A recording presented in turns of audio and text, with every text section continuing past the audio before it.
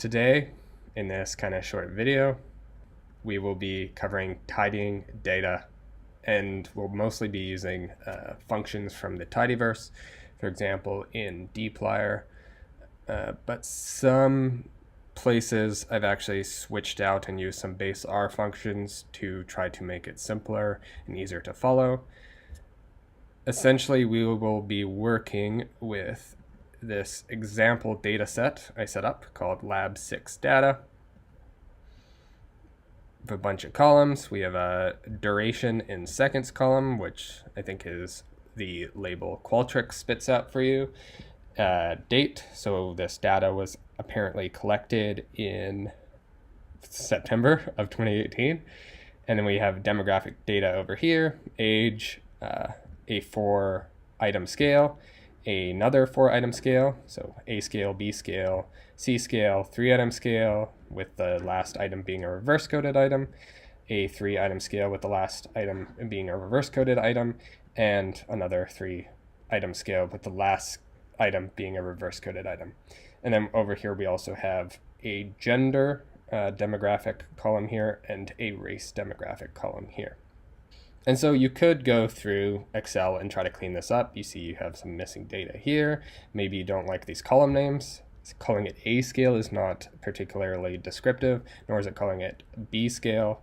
And there's just data here, which I don't know why you would ever want that in your data frame. It doesn't really tell you much, except for potentially the demographics of the University of Oregon.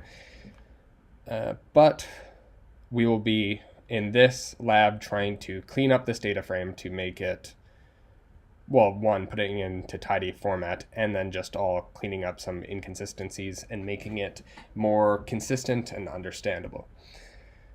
So if we go to R, the first thing we always want to do with R is restart our R session. Essentially, it just gives us a clean start. So today we'll be using 3 packages: library Rio, so that's for importing the data using import. So that's how we'll be importing our data. Library tidyverse for using the dplyr functions. So for example, filter or gather. The tidyverse also includes things like ggplot, which we'll be using at the end of the document. And we'll also be using library here. So this is just for finding my project path. Not necessary that you know what's going on with that. It's just because I'm working in a project, and here allows me to figure out where here is. So for example, if I go here, it says users Cameron K, academia 2018, and it finds that path of the project I'm working in. So it keeps me from having to rewrite that whole path. So I just say here, look in the data folder and look for this data. Again, not really important that you know entirely what's going on there. In your case, you would likely be wanting to write out the entire path here. So you would say something like, I don't know, if it's in your documents, you might go documents, data analysis, etc. So first, let's import the data as a data frame, which is the default behavior for import. So Rio's import. So we can get this data frame, and the data looks like a data frame. It's a good way to look at your data. But I personally prefer tibbles, which are kind of the tidyverse version of a data frame. And so you can get a tibble by saying set class to tibble, and we can look at that. Nice thing about tibbles is you get the what type of data the column is. So here it's double, this is a date time, double, double, double, double, double, etc. It also doesn't print everything out, so while data frames print essentially your whole data frame out, the tibble truncates it, gives you 10 rows, doesn't include all the columns, and it just tells you down here what the other variables are. So it goes gender, race at the end. Another nice thing is it flags with color these NA values. I believe with negative values, it also shows them in red. And it gives you the dimensions of your data frame. So we're saying 200 rows here times 22 columns. So since I like the data table more, I'm going to remove the data frame. So rm, remove data frame. So you might notice that there's these backticks around the column names, A1, A2, A3, A4, etc. That is because the column names include this space. So before, might not be able to see it there that well. Let's blow that up. A1, A2, A3, and they all have these spaces between them. Those are illegal characters in R because, well, it's hard. You can't really call something with a space in it. So if we said data tibble, say A, right? We want A column and then 1. It thinks these are two different things because there's a space between them. The way that R gets around that is if you put backticks around it, and that allows you to include these illegal spaces. That's potentially not the best way to go about it because you're going to have to remember to include these backticks, and it makes, in my opinion, the code kind of ugly. So we can use this package called janitor with the function clean names. We can use that to clean these names, and I believe the default for that is snake case. So it's going to put everything in lowercase, and it's going to replace these illegal characters with underscores. I think that's its default behavior. So we can clean the column names, data tibble. So here we see everything's in lowercase and everything has a underscore between it. So I think this is much cleaner. Yeah, I guess I should point out that here we're saying take this data, pipe it to janitor clean names. So another way to write that would be that. And then we're just saving it back to itself. So if we didn't do that, it will clean the data and print it out for you. It just won't save it back into itself. Now, we will probably want to create an ID column.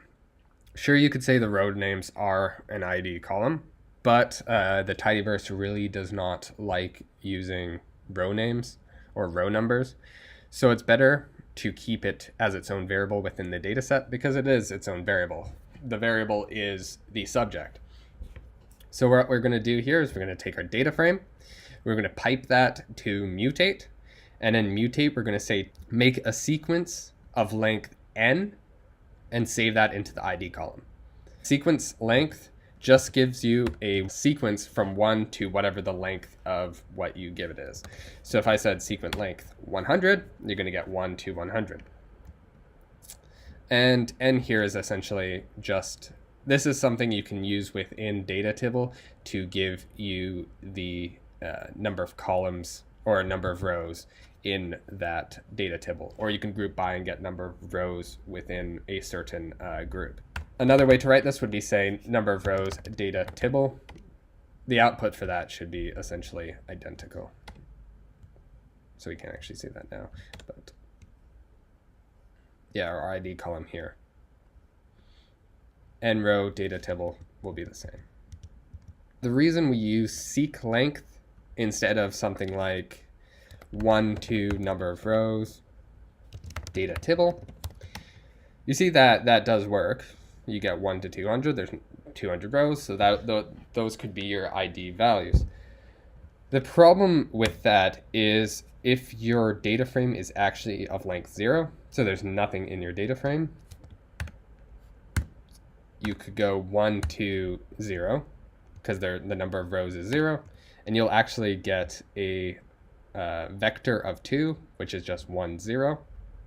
And when you're wanting to assign IDs to a data frame of 0 length, you presumably want the output to be 0 instead of 1 and 0.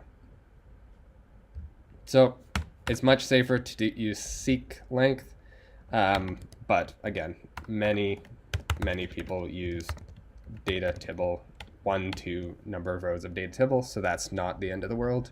And here I'm just saying select ID and then everything else. So it's going to put ID first. So these are my columns, ID. So put ID column first and then put everything else after the ID column. So this is just for illustrative purposes. So ID column, then everything else. You can see the ID column in there. We can also create an ID column using base R. So we can take the number of rows of our data table, seek length around that. So this will give us 1 to 200. And then we're going to say, essentially make a new column called ID in data table. And we're going to save this 1 to 200 vector into this new column. So we can look at our data, and it's not in that pretty order as it was before, but here we have our ID column with 1 to 200. Okay, now we are going to remove missing data. So we can look at our data table, and we see that we have a missing age here. We have missing age for B2, B3, and participant 5 has missing data for B4. So many people will use NA omit, and there you go. You're gotten rid of all of your NAs. You've deleted the rows that had any NA in any of these columns. The problem with that is if we look at our data before, we have age here, which is potentially just demographic data, right? You might report that in your participants section, but for your actual analyses, this age variable might not come into play. And so you're saying, why am I throwing away participant 2 just because they're missing this one value that doesn't really matter for the purposes of my study? Like potentially here, you're saying, okay, well, they're missing this data. It's better to throw away this person. Here, it doesn't matter as much. When you use data NA omit, you're throwing that whole row away, that whole participant away. So what you can try to do is go very specifically and say, let us filter out anyone who has an NA, for example, B2. I should say B2. So your first thought might be, okay, let's find where B2 is equal to NA. So you write this code. Don't do this. Here we're saying filter B2, so column 2, is not equal to NA, right? So you say, okay, well, that makes sense. We'll find out where B2 is not equal to NA. Problem with using this not equal to NA, as this error will tell you, is that you should be using is NA to check whether something is equal to NA. We often think that NA refers to a missing value, right? So we say, is a missing value equal to a missing value? So say, well, missingness is equal to missingness. So we could say NA is equal to NA. Should be true. But in R, it actually isn't true. Because you have to think of NA as any value. And it's a missing value, so it could be any value. And we're saying, is any value equal to any value? Well, any value is not a specific value. This could be 100 million, and this could be -2. So 100 million is definitely not equal to -2. So R has is NA, which tests whether something is essentially equal to NA. So is NA true? Is NA, if it's 5, it's not NA, so that's false. So here we're saying take our data table, filter for is NA B2, but not is NA.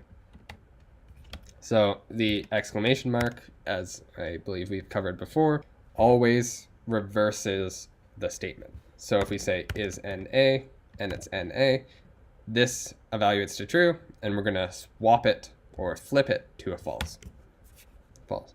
You can also do this immediately for something like not true, turns to false, right? Not false should equal true. True. So we're going through our data frame here. We're filtering for a column B2, and we're saying is NA. So if it was just in is NA, we'd actually be filtering for all NAs in B2, which is the case. And we want to say filter for everything that is not NA So we run that, we can look at our data, and we've removed everything in B2, which is equivalent to NA. Though the nice thing about R is I think it plays quite well with NAs. It'll throw an error often if it runs into an NA and it doesn't know what to do with it, or it'll tell you that it's excluding values or columns that have NAs in them. If you just keep in mind that you might get those errors, and then as you're going through it, account for the fact that there's NAs in your data, there's not much need to remove entire participants for having one NA value.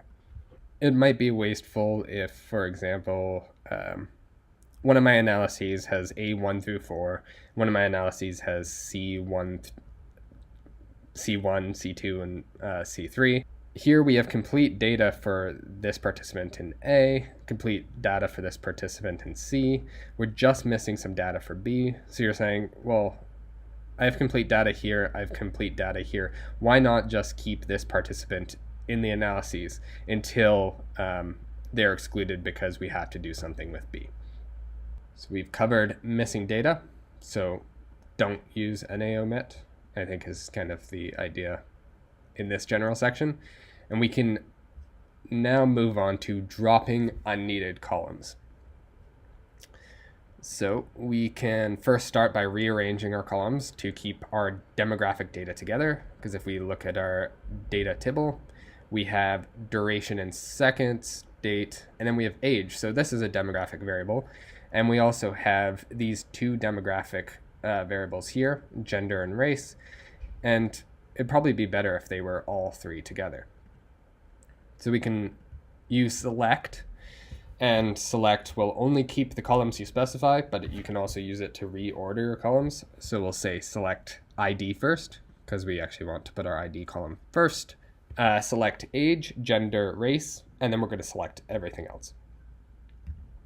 So if we do that, and we have ID, age, gender, race, and then everything else, duration in seconds, date, A through D. We can also drop columns using this negative notation. If we say, okay, we've already talked about our data in the participant section, and it's actually messy to keep it in our data, we can decide to drop certain columns.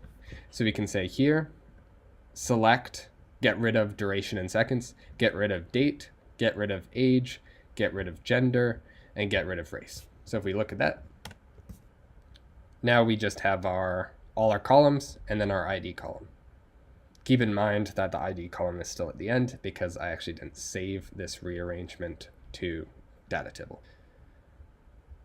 We can also select what columns we want to keep using the helper functions. Select has these helper functions, and these helper functions also apply in many other cases of dplyr.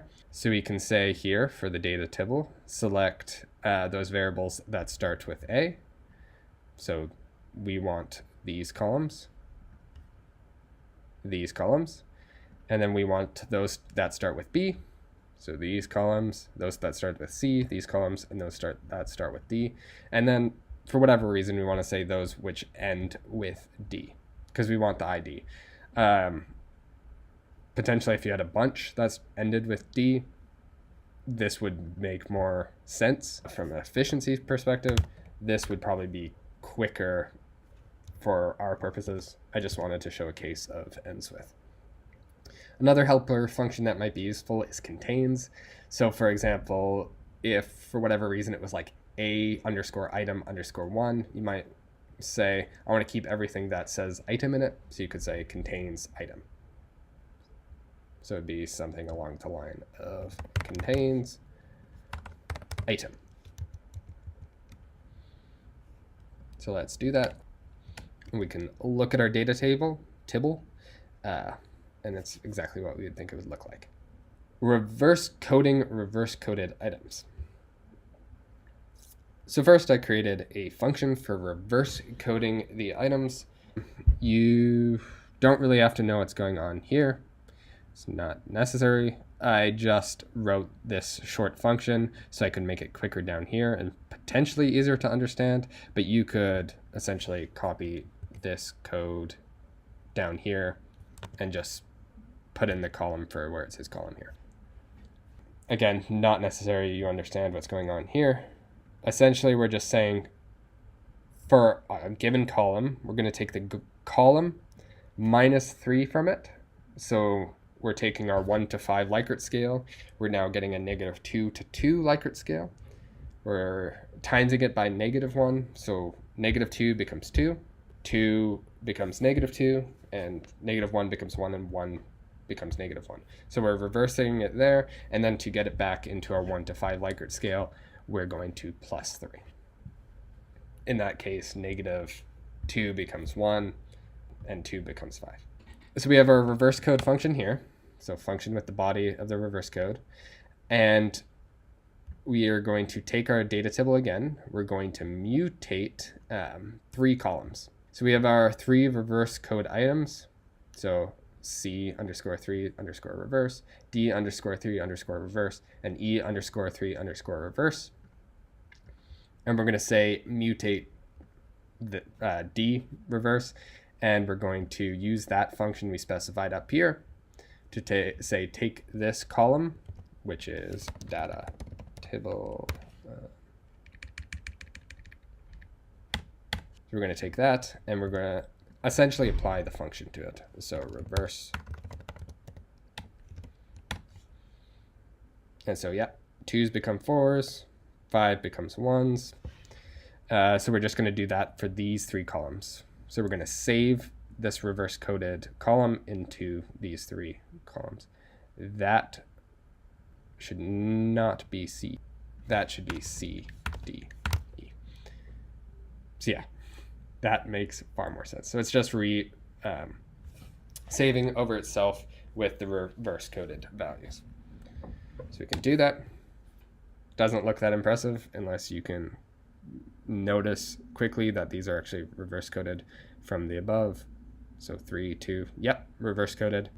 Another way to do it is to take that data table and we're going to pipe it and we're going to mutate at variables that ends with reverse. Ends with reverse, ends with reverse, ends with reverse. We're going to find those variables in data table that ends with reverse, and we're going to go comma reverse code. And that's all we have to do. And we're saying mutate at those columns. For a sanity check, 3, 2, 4, 3, 4, 2. So that looks reverse coded to me. We can also say 5, 4, 5. So we think that should be 1, 2, 1, 1, 2, 1. Cool, it looks like it's working. This is another case where the helper functions from select come in handy. It'd be good to note that there's also mutate all, which mutates all your columns, mutate if, so mutate the columns if they satisfy some if statement. And then here we're using mutate at, which mutates at certain columns that you specify using bars. And yeah, you can look at our data. Renaming columns. We can use rename, which is very similar to select. So renaming columns, we can use the rename function from dplyr. And if you want to go one by one, you can say, take our data table, pipe it to rename, make A1. So keep in mind that here we're saying x10, right? 10 is assigned to x. We're saying essentially assign this, rename this variable this. So the new name is going to be on the left. So you can see A1 and A2 became immor1 and immor2. So A, for example, is a immorality scale. And so that's why we're calling it immor1 and immor2. But we could also say, let's rename all A's to immorality underscore 1, 2, 3, 4. It's kind of strange that we switch from using rename to select, but for what you have to do here, you actually have to use select, not rename. And so you can say immor underscore equals starts with A. So if it starts with A, in the columns, it's going to rename it imor_1234. So we can show that on its own and see we get our 4 columns renamed to imor1 through 4. Problem is we actually dropped all the other columns because we are using select. So to get around that, we can say everything as we did before. And so we're saying rename these columns and then include everything after that. So our data now has the imor1 through 4 and then the rest of our columns.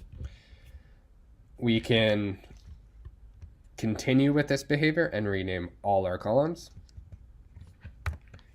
So let's first have the ID column, so move that to the beginning. Then our first A through 4, let's call that imor_stress, because that's actually our immorality scale when people are under stress. And then B through 4, so those which start with B. Immorality no stress, so that's our immorality scale when they are not in the stress condition. And then C, D, and E are going to become Machiavellianism, narcissism, and psychopathy. So if we run that and save it to our data table, we can look at our data. And we have immorality stress 2, 3, 4, no stress, etc. Creating composites. This is one case where I'm going to depart from using dplyr and actually use a base R function. This is one case where it's potentially more understandable to use the base R function, row means, because what you want to do is you want to get the means of certain columns by rows. So for example, we can take our data table and say this first argument here would be the rows, but if there's nothing here, you get all the rows. And then you say column 2 through 5. So 2 through 5 is our immorality stress 1 through 4, and we're going to say take the means of those rows. And this is what you get. You get a vector of length presumably 200 or 193, because we did remove some rows for having NA values for B2. But you're going to get these values, and then we're going to save that into the new column of the data table. So we're going to call those immorality stress comp, so composite. So you can do that for no stress. These are the no stress columns, 6 through 9, 1, 2, 3. Yep, no stress. And we can do that for all of our scales. And at the end, we'll have all of our items here, and then our composites at the end. Since we only want to keep those with the composites in our ID, here we're going to use data tibble, select ID, ends with composite. Get ID, our composite variables, and we're going to save that to data tibble. And yep, you can look at it exactly as it looked before. Sorry for the jump cut. I had to move out of my office, so I'm now in a new office. So if you notice different reverberation in here, that is the reason. But we just got through creating our composite variables. We have our 5 variables here created in our data frame. So we're going to move on to gathering the data. So right now, we have our ID column, or immorality stress column, immorality no stress column, Machiavellianism, narcissism, and psychopathy columns. We want to turn this into tidy format, and tidy format follows these 3 rules. First, you want each column to be one variable. So for example, here you want it to be country, year, cases, population, and you want each row in that data set to be a different observation. The third thing you want is that each cell has its own value, or each value has its own cell. But the thing with tidy data is if you satisfy 2 of these rules, the third one is essentially already satisfied. So the way I like to think about it is to just make sure that each variable has its own column and each observation has its own row. So how do we do that? We can take data in wide format and put it into long format. So before we had a 1999 column with cases and a 2000 column with cases. Now we have one variable for year, which includes all the years, and we have one column for cases, which are listed here. You will see that the country is repeated twice, right? Afghanistan, Afghanistan, but that is because each of these is a separate observation. It's Afghanistan in year 1999 and Afghanistan in year 2000. So if we look at our data, we see something that is definitely not tidy. We have two columns here, both measuring immorality, but one in a stress condition and one in a no stress condition. We would like each of those to have its own column. That would be tidy. So we would have one column for the variable of immorality and one column for the variable of condition, either stress or no stress. So the way we're going to do that is we're going to use gather. And gather essentially takes as many columns as you will give it, and it gathers those columns up, makes one column with the column names and one column with the column values. So looking at our data, we should have one column which includes immorality stress composite and immorality no stress composite, and it'll have those repeating. And then it'll have one column with what was in those, which are the ratings of morality. So the key argument is what that new condition column will be called, or what the column with the column names will be called. So we'll just call it condition. And the second one is the value. So what these values inside those columns are. So we'll call that immorality. When you first do this, you'll probably not be exactly sure what your output is going to be or what's going to be in both those columns. So you can just throw placeholders A, B here and see what the output is and then decide on appropriate names for those columns. Here I'm using one of the select helper functions, and I'm saying gather columns that start with immor. So here it'll be gathering these two columns. If we didn't have that argument, well, I can run that. If we didn't have that argument, it would gather all of the columns. So the condition column here has every single column name, and then immorality is going to have every single value from our data set. So here we just want to say it starts with immorality. But we could also, instead of using the helper function, we could specify certain columns. So we could say immor stress comp and immor no stress comp, or we could say give us immorality stress composite to immorality no stress composite, and the results should be exactly the same, which they are. So we'll save that back to our data set, and we can look at our data. It's how we would expect it to look: one column for the immorality ratings and one column for the condition ratings. But you see that the conditions have the long column names, immorality stress composite. Presumably we would rather this say stress and no stress. But before I get to that, just one word on spreading the data. Spread is essentially just the opposite of gather. So you can give it two arguments, giving it back what we set before. So the key was condition, value was immorality. We can say the key is condition again, value is immorality, and if we do that, it will essentially return our previous data. But we don't want to do that in this case because we want it to be in tidy format. So when we are cutting out the immorality and the composite here, because we just want it to say stress or no stress, we can use the separate function. And the separate function will take what is in a single column, for example, immorality stress composite, and it will split that into new columns, which you will call here, we're just calling it A, B, and C. So with these arguments, we're saying take our condition column, condition, separate, the separator is the underscore, so it's going to separate the values in this column where the underscore is, and into is going to be the new column names. So we're going to have one column called A, one column called B, and one column called C. And as you can see, that's our output. The A column has immorality all the way down, the C column has composite all the way down, and B column has stress or no stress all the way down. But A, B, and C aren't really good names, and we don't need this column because it's the same thing all the way down, and we don't need this column.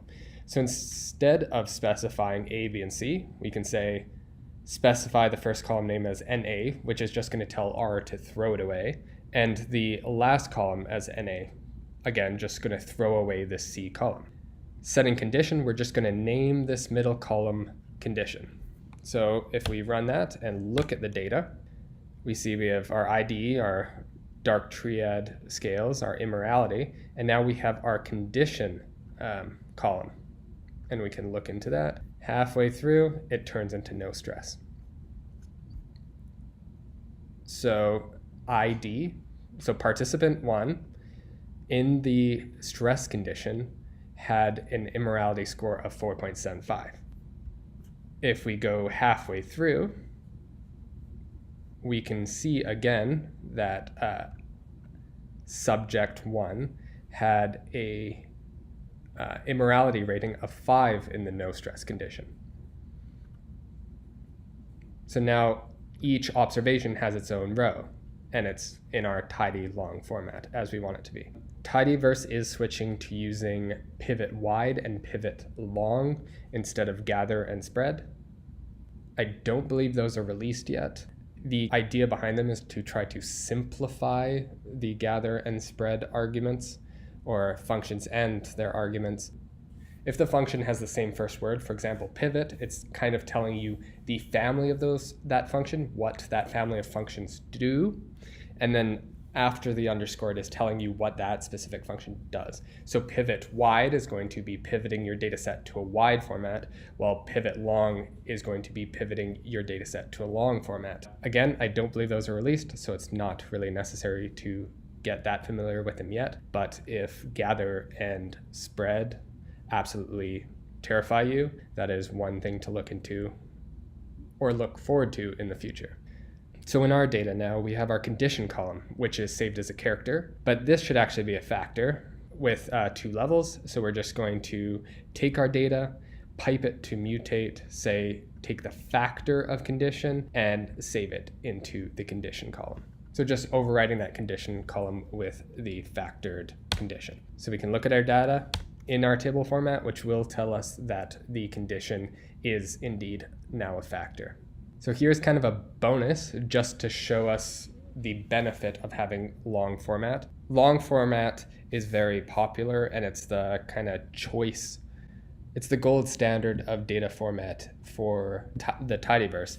And partly that's to do with how well ggplot plays with tidy data. So we are essentially just taking our data table, setting the aesthetics. So on the x-axis, we're going to have the Machiavellian composite. On the y-axis, we're going to have our immorality composite.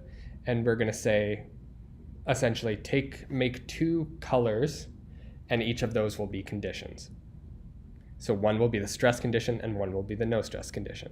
We are going to add some lines. So these are going to be the lines of our plot, make it method linear model, SE, false, so we're not going to actually see the SEs around our lines. And then we're going to manually set the colors of our scale. And then just theme black and white is just to format the plot overall.